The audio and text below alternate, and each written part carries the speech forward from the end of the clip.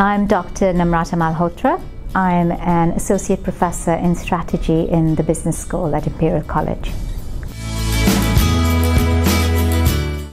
I think it's about setting the terms of engagement right from the beginning, but being open, I would say, to adapt it as you go along, because there's a lot that becomes clear about the student, their comfort level, with different approaches, and also how your interaction can be improved with them. And also, I think different stages of research require a different approach. So what I am learning is to be as flexible and adaptable.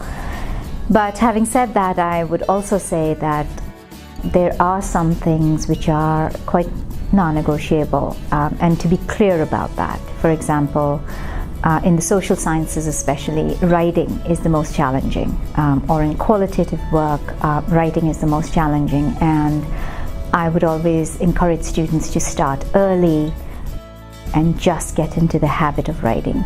And sometimes it's difficult to make them realize that right from the beginning. There's some things that are just so foundational and so important that it's important to keep reiterating those as we go along. I think that's very specific to the topic. So I would say that within the business school, we have our own, different forums and opportunities for students, for example, to attend seminars.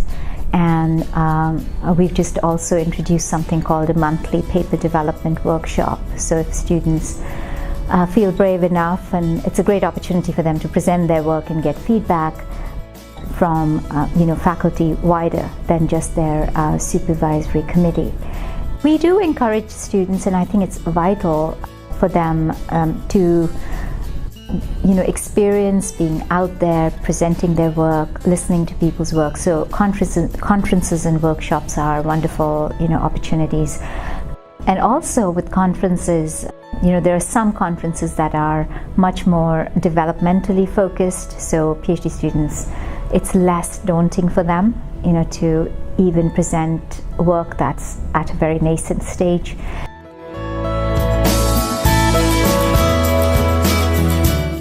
And learning, I should say, that the healthiest approach to navigate this journey, which is quite a chunk of time, where things can change, both for the supervisor and the student, plus new things come to light about both, in the relationship.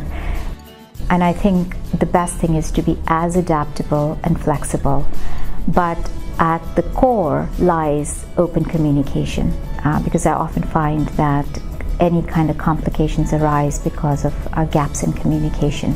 So, and I think that applies to both sides, for both sides to be open and honest and upfront with each other, and for the supervisor in particular to make the student feel comfortable to express, if they're facing any challenges, to be also very sympathetic and understanding if they're facing any issues in their personal lives. That could be health or anything else that could be accommodated, because often not making progress could be just code for a lot of underlying things that are going on with the student.